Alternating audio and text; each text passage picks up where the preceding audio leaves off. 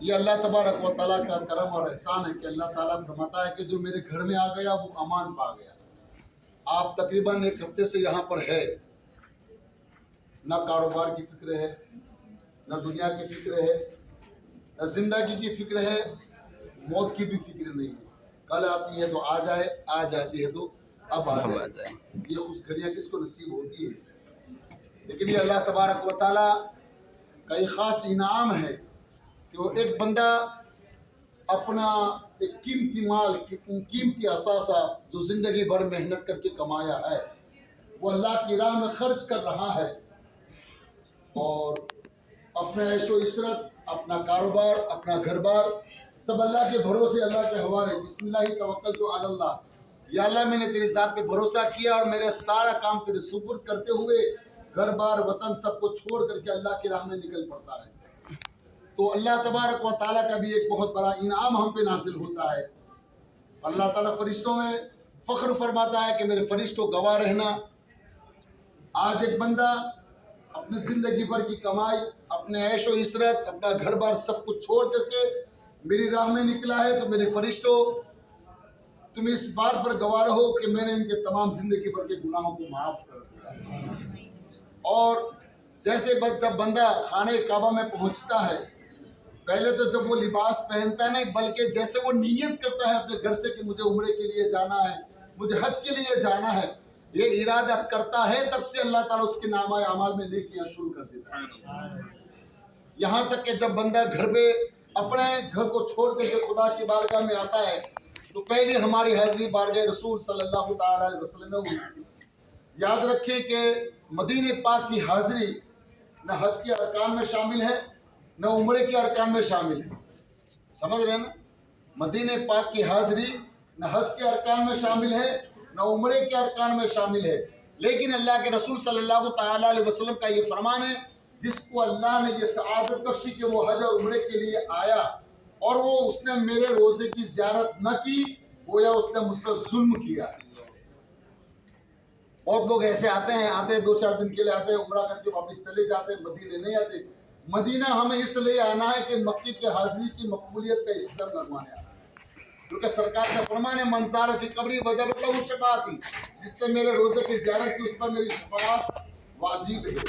تو انشاءاللہ العزیز ہمارا یہ مقدس سفر مدینہ پاک سے کل مکہ المکرمہ کی طرف روانہ ہوگا۔ احرام پہنیں گے، احرام پہننے کا طریقہ بھی میں بتا رہا ہوں انشاءاللہ۔ احرام پہن کر کے جب بندہ عمرے کی نیت کرتا ہے تو انشاءاللہ ہم لوگ احرام یہاں سے پہنیں گے۔ تقریباً یہاں ہمیں 11:30 بجے سے لے کے 12:30 بجے تک کھانے کا انتظام رہے گا، اس لیے کہ 12:30 بجے کے بعد یہ پورا سامان ہمیں یہاں سے کچن میں بھیجنا ہے، اور اس کے بعد جو اپنے کھانے پکانے والے سب لوگ، ان لوگوں کو بھی یہاں سے ہمیں روانہ کرنا ہے مکہ المکرمہ کے لیے، تاکہ وہاں بھی انتظام کرنا ہے۔ تو کل کھانے کا انتظام 11:30 بجے سے لے کے 12:30 بجے تک کھانا کلوز ہو جائے گا، رات 12:30 بجے تک کا وقت رہے گا کھانے کا انتظام۔ اس کے بعد نہانا دھونا جو بھی آپ لوگ فارغ ہو جائے صبح میں، آج کی رات بھی ہے، رات میں کل صبح میں ناشتہ وغیرہ کرنے کے بعد بھی بارگاہ رسول صلی اللہ تعالیٰ علیہ وسلم میں جائیں، مسجد میں 2 رکعت شکرانے کی ادا کریں کہ اللہ تیرا شکر ہے کہ تو نے مدینہ پاک کی حاضری نصیب فرمائی۔ الحمدللہ کافی بڑا گروپ ہے، پھر بھی ہمیں آپ پر فخر ہے کہ الحمدللہ اللہ تمام کو سلامت رکھے۔ آپ لوگوں نے مدینہ پاک کے سفر میں ہمیں بہت اچھا ساتھ دیا، ہمارا آپ لوگوں سے بہت خوش ہے۔ بہت لوگ کئی مرتبہ ایسا ہوتا ہے 25-30 کا بھی گروپ ہوتا ہے، لیکن اس میں 2-3 آدمی ایسے آتے ہیں کہ پورے گروپ کو بگاڑ دیتے ہیں، لیکن الحمدللہ تقریباً 100 حاجیوں کا گروپ ہے۔ آپ لوگوں نے ایک دوسرے کا ساتھ دیا، بلکہ ہمارا بھی ساتھ دیا، کبھی کسی قسم کی آپ نے نہ کھانے میں شکایت کی، کوئی کسی قسم کی آپ لوگوں کی طرف سے شکایت نہیں۔ یہ سب سے بڑی مقبولیت کی دنیا ہے، یہ نشانی ہے کہ آپ نے یہ سمجھا کہ ہم یہاں پہ کھانے پینے کے لیے نہیں آئے، آپ لوگوں نے یہ سمجھا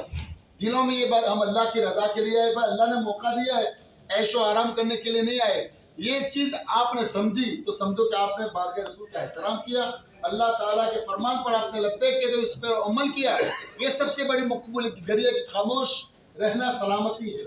تو اللہ تعالیٰ سے دعا کرتا ہوں آپ لوگوں کے لیے کہ آپ لوگوں نے جس طریقے سے دام درم قدم سکن قدم سے قدم ملا کر کے ایک دوسرے کا کسی قسم کا بھید بھاؤ چھوڑ کر کے